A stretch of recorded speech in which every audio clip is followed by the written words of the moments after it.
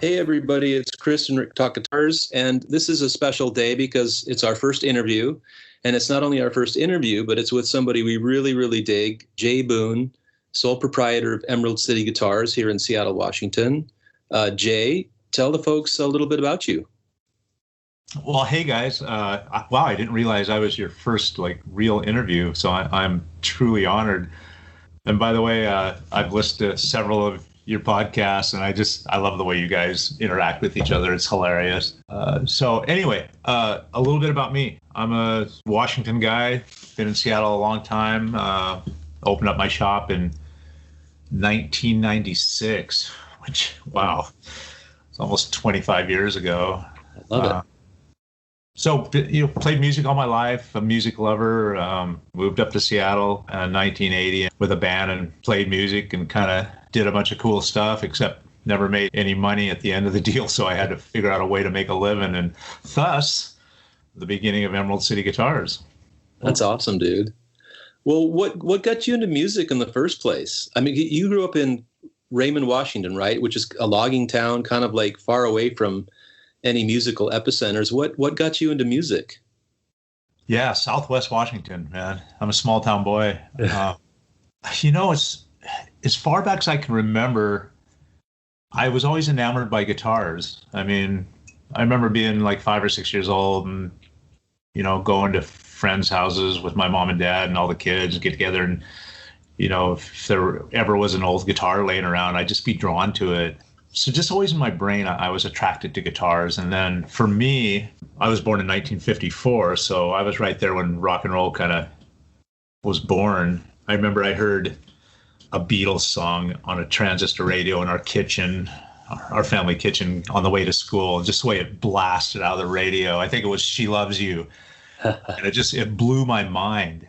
And Beatlemania kind of hit. And then, of course, everybody wanted a guitar. That's awesome. Yeah, that's so cool. What was your first guitar? Did you start playing guitar, 6-string guitar, or did you start out with bass? Yeah, no, I started playing 6-string guitar, and in Raymond, it was really hard to find guitars, let alone strings or picks or anything like that. So there was like a kid who had a guitar in the 4th grade or something, and I think I talked him into playing drums so I could kype his guitar and take over. And I think my first official guitar was a Silvertone, like a Bobcat. I'm sure you guys have had those. Oh, yeah. I think I've heard you talk about those guitars on your podcast. But yeah, a series of cheap catalog guitars until I finally got my hands on an SG. I think when I was about 17 years old, that was my first real guitar. Nice. That's a great first guitar. I mean, for a real guitar. I mean, yeah. You know what year it was? The guitar?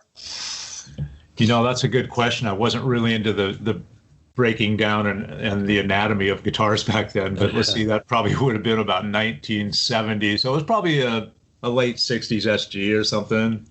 But yeah, I have I wish I had that guitar now. I also had an old Epiphone Riviera, which was an amazing guitar too. And it was like a 1966 or something. Really, really cool piece. That's awesome, man. We'll talk a little bit more about your shop, man. Jay owns what I think is probably one of the coolest guitar shops around.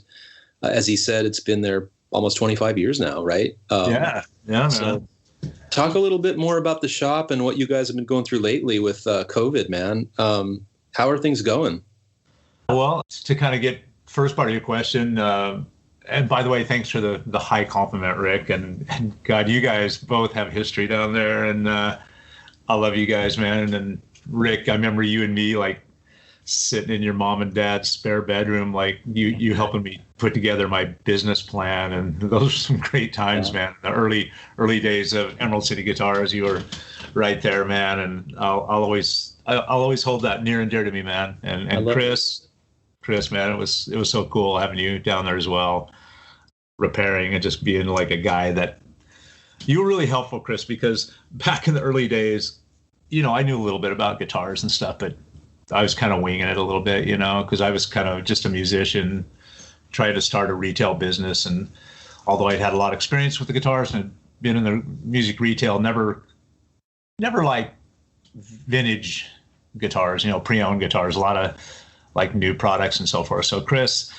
you genuinely had a love for guitars and tinkering and taking things apart, man. And that was really cool to have a guy like you around. So yeah, you guys were right there at the beginning. So it just kind of, God, it just kind of caught fire, the timing and everything, the location and just the whole vibe of the thing that we were able to put together. And for me, just kind of surrounding myself with a lot of cool cats like yourselves, just helped me grow that, and always been a people guy, love entertaining folks, and had a lot of great folks come in on tour and stuff over the years, and family owned business. So the kids kind of grew up in there too. And you guys know Trevor, he's kind of has become a big part of the shop as well. Yeah. Oh yeah. And hopefully he'll be carrying the torch for many years to come when they put me out to pasture. Which might not be too far from now. So yeah, it's, God, what a wonderful journey, man. I've got to meet every guitar hero practically I ever wanted to meet down there, except Eddie Van Halen. Rest in peace, Eddie. R.I.P. Moment of silence for him. Totally, man. But yeah, God, what a great deal to kind of have Joe Walsh walk in your store, throw your arm around him, or sit down and have a little spiritual conversation with Santana, or have Billy Gibbons share a Diet Coke with you, even though he's skinny as a toothpick, I love it. Talk more about some of the things you remember about the shop, about not just big time players that come through, but for me, the thing that always struck me are the people that came through with just stories about their gear, like just somebody that I think I remember this couple. I think you told me about them, that the wife bought him this Gretsch like in the 50s, and they came into the shop to sell it.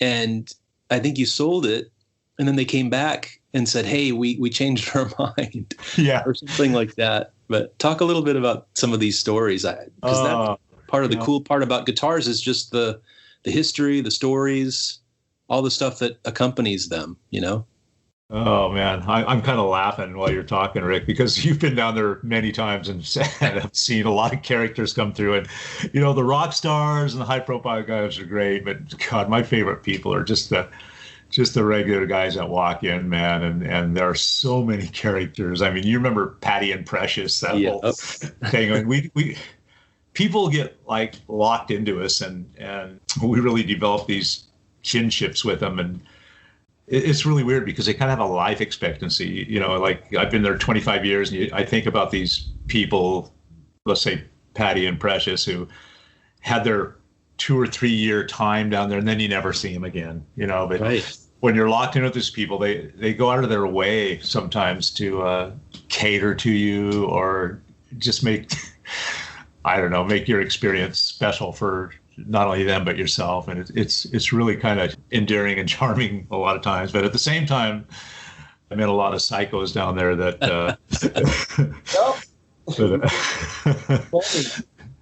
and Chris, you know what I'm talking about too. I know you spent enough time down there, but God, I've just met some of the coolest folks, and a lot of local Northwest luminaries have actually worked down there. Besides yourself, we've had, the Henry Coopers, the John Rodericks, the Billy Joe Hewells, Ron Heathman, list goes on and on, It's just, God, what a wonderful thing, man, to just look back and have such great memories, man. It's amazing how time kind of passes and how many experiences there are, I love it. The thing that I'm always interested in too is like, how do you find all these guitars or all these pieces of gear? I mean, I'm sure maybe it's a mix of things, but talk a little bit about like your journey in seeking out all these pieces of gear that are in the shop. Yeah, that's a good question, man. And I get asked that all the time. Where do you find all this stuff? It's kind of almost a mystical thing sometimes. And you learn all these little things over the years, what rabbit holes to go down and how to connect yourself with certain things. Like, for instance, when Henry Cooper worked there, he's a big telly guy. And those of you that don't know Henry Cooper, one of the finest slide guitarists, in my opinion, certainly in the Northwest, but probably in the world. Great guy. He was funny, intelligent cat, and he knows a lot about guitars and music and so forth. Henry used to do this thing when we'd get low on Telecasters. Henry would go, "Hey JB, let's plant a telly farm. So we'd go through the whole shop, and anything that looked like a Tele, whether it was like a Hondo or a PV, just if it was the shape of a Tele, me and Henry would like put it in the middle of the floor, and we'd start this little seed garden. And sure enough, over the course of the next week or two, Teles would start showing up. We just add them to this until we had like a dozen of them. Another thing too is like you become kind of a magnet. I've told guys this before. I'm a guitar magnet because once you get the ball rolling, just the word of mouth, and guy has a guitar, like, well, what should I do with this old guitar? And then they'll mention our name. So you actually just kind of get this gravitational pull where guitars just start coming to you, and the longer you're in the game, it just multiplies and gets stronger. And just having that peripheral vision anytime you're driving anywhere on a vacation, your eyes just catch something, grandma's attic, ooh, Goodwill store, ooh, a guy in the corner with a guitar busking, ooh, so it just kind of consumes you, and you just start to orbit around you and land in your lap a lot of times. And then other times too, we really get wrapped up in actively searching stuff, and following up heavy leads we get. And during like times now, one of the things I was kind of worried about during the pandemic was not only will the business like continue to thrive, but how are we gonna find stuff? Because we're a used and vintage shop, so it's not like we can call up Fender and say, yeah, send us 30 guitars. Part of our big deal is going out in the field, and finding stuff. So for us, we've been like really lucky. Like a lot of the big time collectors we've catered to over the years, we're always in touch with. We've been fortunate that a few of them have been willing to unload some of their stuff. So we've managed to make a few runs in the Northwest and have guys ship us stuff, and we've managed to keep our inventory levels up, and just feel real fortunate, That's awesome. Chris, you got any questions for Jay? You know what I think would be kind of cool is if we went around the horn and we share one of a memory from back in the old days. Oh, yeah. And I'll start. I believe I may have been the third employee that you had down there. I started hanging out there and then just ended up working there somehow. But I know James Schultz and I think part-time Rich Brisboe, and then I just started hanging out there. It was 96. I think it was fall of 96. So you opened in 96, did you say? Yeah, I opened in officially May of 96. Okay. So I got in early, and it was even in the time, I think I was there for 2 or 3 years. And in the time that I was down there, I saw massive changes from, it was just that one long little room, and then gradually just started punching through walls and standing. But yeah, I have so many great memories from them. It was like I was this dude that's just carrying around all this useless like gear knowledge that from the the 90s, the 80s and 90s, and so I landed in a place where it's like useful. So it was like a dream job down there. I later found out that retail just really isn't my bag, but for the years I was down there, it was great. It was like the dream job. But I'll add my one star moment down there that I carry with me is, you remember when Joe Strummer came in, right? Oh yeah, that was like one of my idols, and it was great because we were in there talking to him. I was kind of sweeping, and I kind of came over and was leaning on the counter, and there was some kid like trying out an amp, and he's doing like this Van Halen stuff in the background, and Joe Strummer just turns to me and makes this like wanky face and starts going diddly dee diddly dee diddly dee. Made this little joke, but he was super cool. That's my starstruck memory. I mean, I think I met a lot of really cool people out there that I admired as professional musicians, but that was my one, like I was starstruck by that encounter. Yeah, that was one of my faves too, Chris. And I think he passed away shortly after that too, right? Yeah. Like he was playing with the Mescalitos, right? Somewhere like the Showbox or something. Yeah. Great guy. And one other thing I would add that to this day, I think probably used to really annoy you is once I was working there for a while, that's when we had like Henry come on and like Phil Hurley, and it was like all these people who were like great players and really into gear. So the thing that I know that you had to deal with, Jay, is every time something cool would come in the store, one of us was jumping, I want that. Big deal. And you're like, I gotta sell these things. We need something in there. But when you mentioned the Tele Farm, that's great because that's where my Tele came from. Henry set up the Tele Farm, and then that 52 reissue walked in like a day or two later, and I snagged it. So you guys' farm grew me a telly. So thanks for that. Oh, that's so cool, man. Yeah, that is like, a cool piece had come in and I'd see, how much money am I going to make on this? And then, but all these other guys are like, I want that. And it's like, damn, there goes my profit margin. Get a great deal on that. Yeah. Yeah. Can I take 6 months to pay it off and trade in my 8 Boss pedals? My PV Bandit, take that. Yeah. How about you, Ricky?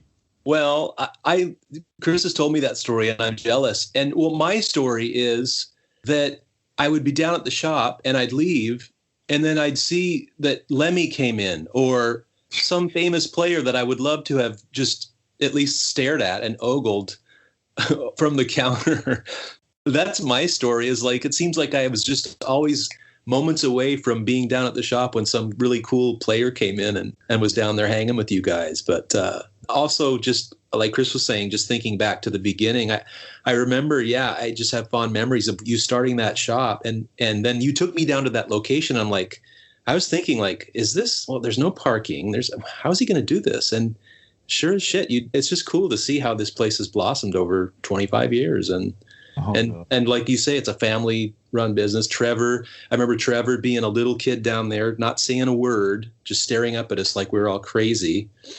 And he's one of the greatest people, greatest players around. So yeah, it's fun to be a part of that lore and that history, and just fun to be in your circle, man. We love you and it's great. So that's my story of never being in the right place at the right time. Well, hey, we did get to hang with Lemmy backstage, as you recall. Dude, oh my God. That's a highlight, dude. That's yeah. What a guy. I appreciate that totally, man. Yeah. Well, are there a couple stories that stick out in your mind from the store? I mean, even from way back, just like, I mean, how, I'd love to just get inside your head and think, what were you thinking in those early years? Like, were you confident that you were going to make it work back in that location, or? Well, you know how it is when you're really excited about something. And I just come out of kind of a dark period of my life, struggling with addiction and stuff. And I've shared this with you guys. And I was getting my life back together, and I was 40 years old. And at that point, I'd been going along good for a couple of years.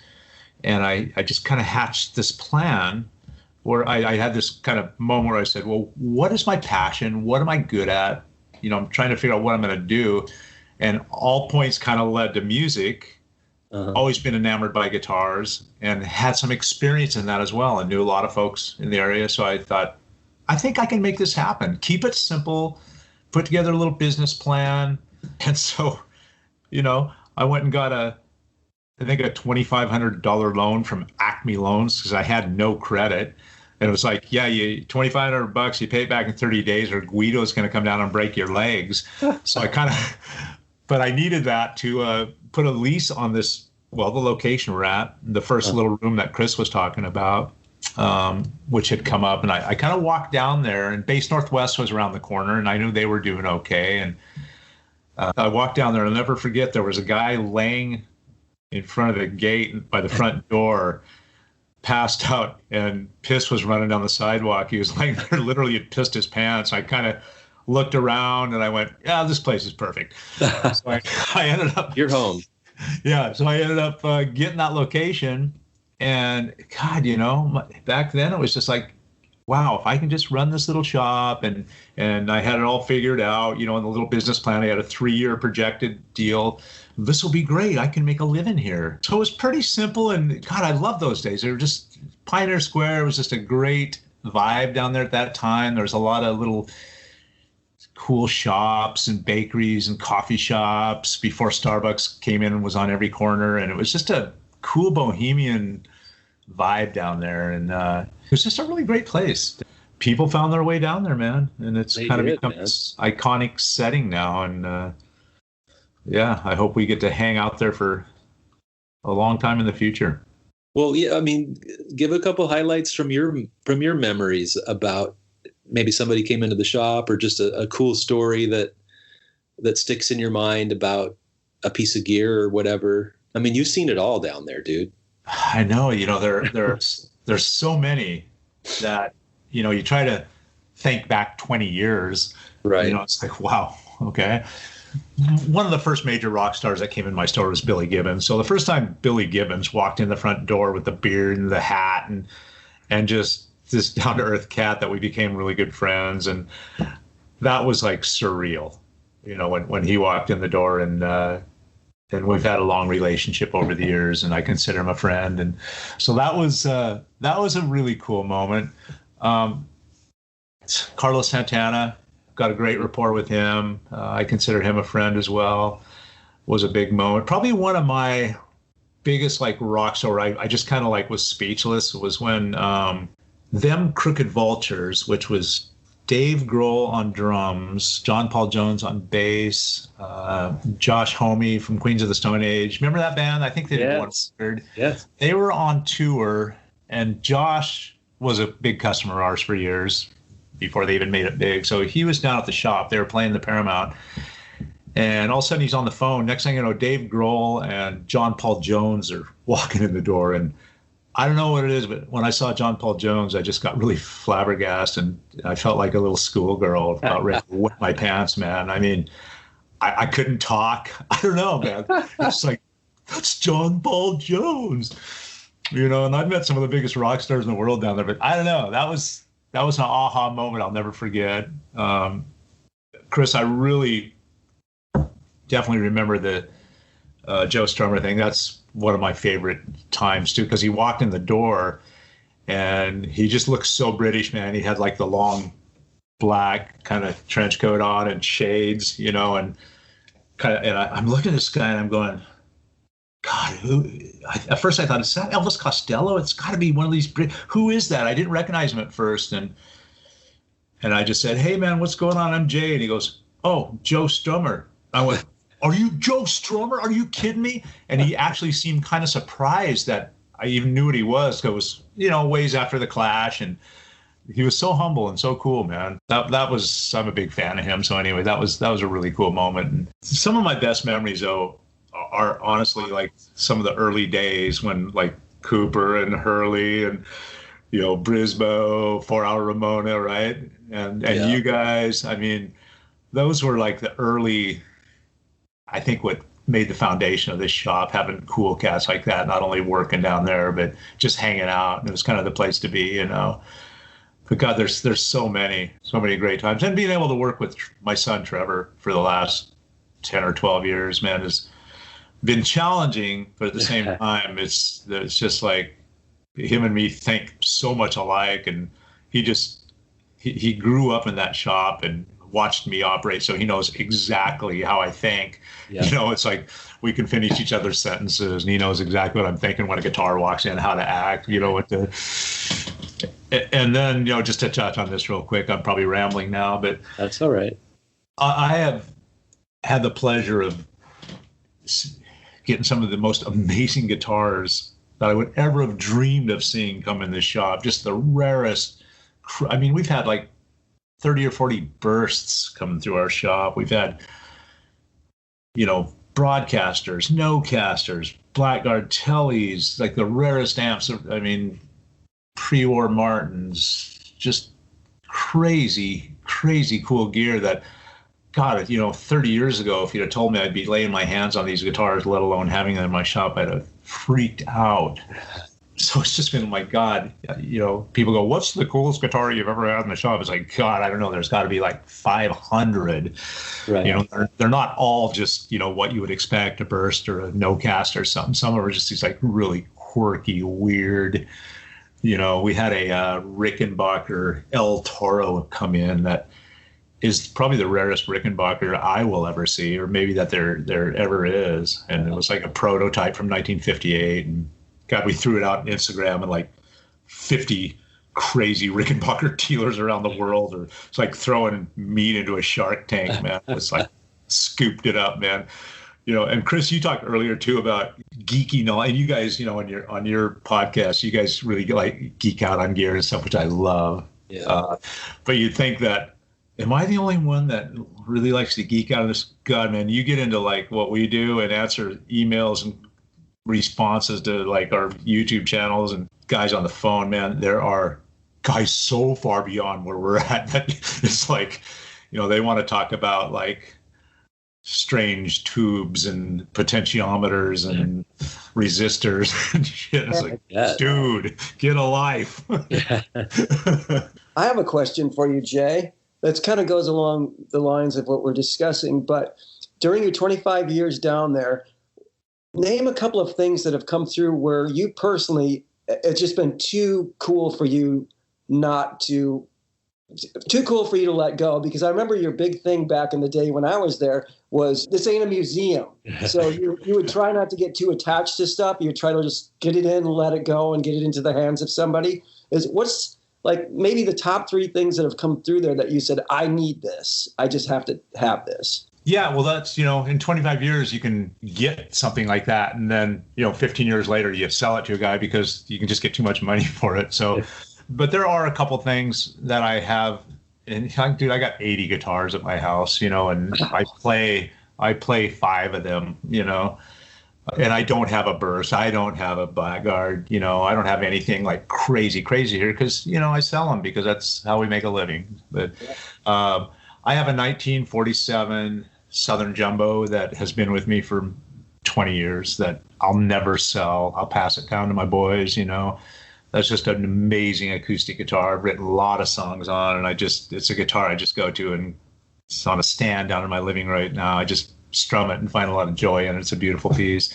I've got my old P bass that is something I'll keep forever as well. I've got an old Hofner bass, a 64 Hofner bass that I keep.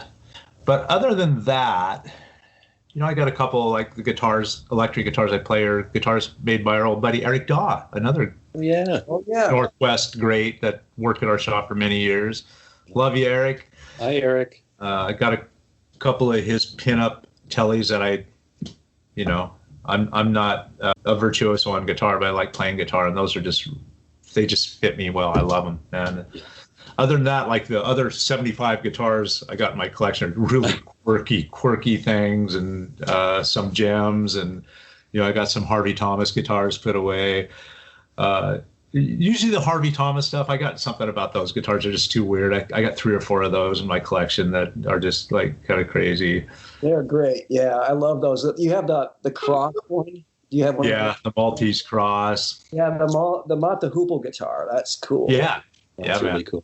Yeah, the Ian Hunter one. So, yeah, it's always tempting, Chris. And, there's been a few times over the years where I've said, I'm going to take this one. I'll take it home. And then, 3 years, 5 years later, we'll get a guy, man, if you ever run across a blah, blah, blah, I'd pay anything for it. It's like, okay, time to pull that one out. How attached am I to it, But that's fun in itself. It's like managing a portfolio kind of, Right.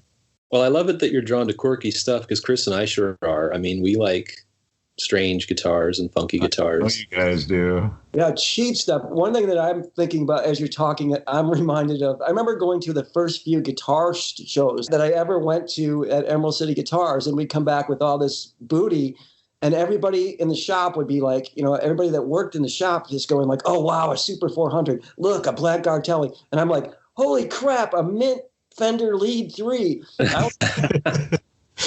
Like cheap stuff. Like my thing is always like the great deal, well-made guitar that's inexpensive, under the radar or stuff like that. So I was always freaking out about that stuff and not the obvious stuff. I appreciated it, but I'm like, it just seemed not really attainable to me. So I kind of like was getting obsessed about all the cheap, good deal stuff. Yeah, I know that's the Firebrand SG. Yeah, no, totally. And those guitars, there are guys that have eyes for those guitars. There's some great guitars, man. Yeah. They're $600 or $700, and they're classics. Yeah, American-made, handmade guitars. Yeah. Yeah, I always like the. You ever play one of those Kappa guitars, Chris? Yes, back in the old days, there was. Yeah, Henry kind of turned me onto those. A Strat-shaped number, I remember. Yeah. It was really, really well made too. Those are. Yeah, I know the story of those. Those are like, I think it's Eastern United States where some dude made those.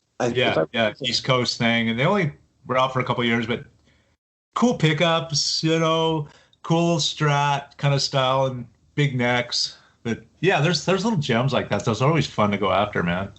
Yeah. Well, dude, I mean, thank you so much for spending time with us today, Jay. This is just a treat.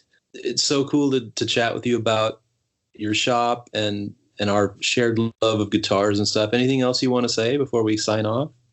Oh, this was the funnest part of my day, man. This is like, and you know how it is. You start geeking out about stuff like this with cats that are, in the same thing. It's a joy, man. This is my world. I just want to thank you guys again for being a part of the early days and part of what made us what we are today. And we're getting through these times that are tumultuous to say the least. Yep. Our online business has really like jumped off the charts. Unfortunately, I think a lot of shops have probably gone out of business, but people are buying online now more than ever, I think, just because maybe they have nothing else to do, but it's the only way to really acquire anything. We're kind of open 5 hours a day now and doing appointment only kind of stuff. So anybody that's listening to the podcast, if you really want to like take a little break and come out and take a peek around the shop, see what's going on, just call us up for an appointment and we'll try to get you in. And it kind of looks like an Amazon warehouse down there now because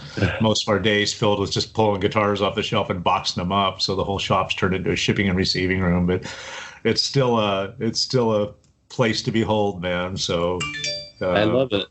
Yeah, let's just all get through this. And if you really need a fix, give me a call, man. Totally. Well, I'm so glad that I think the online stuff is really the saving grace of a lot of companies. And I'm glad that you guys have a good presence there and that you're able to withstand this craziness. But yeah, man, for anybody, we'll put a link on our site to Emerald City Guitars and some information. So yeah, don't hesitate. Go down to that shop. It's one of the coolest shops around. Jay's awesome. If you love guitars, go down there. Oh, thank you, man. And God, keep up the good work on your guitar talk thing too, man. Or talk guitars, I'm saying. Your podcast and Eric's Fret Files are about the only thing I listen to occasionally. I'm not a big podcast guy, but first time I heard you guys, so these guys are perfect, like Beavis and Butthead or something, talking guitars, man, because you guys, just the way you play off each other, and I know your personalities, it's just so humorous, but yet I know that you guys really know your stuff, so it's really a perfect little duo you got going there, guys. And I know you guys play great music together too, so hopefully you're maybe getting a little bit of that in as well. We are. Well, thanks so much, buddy. Chris, you got anything else to say? Thanks so much for being with us, Jay, and thanks to everybody else for listening. Bye-bye. All right, buddy.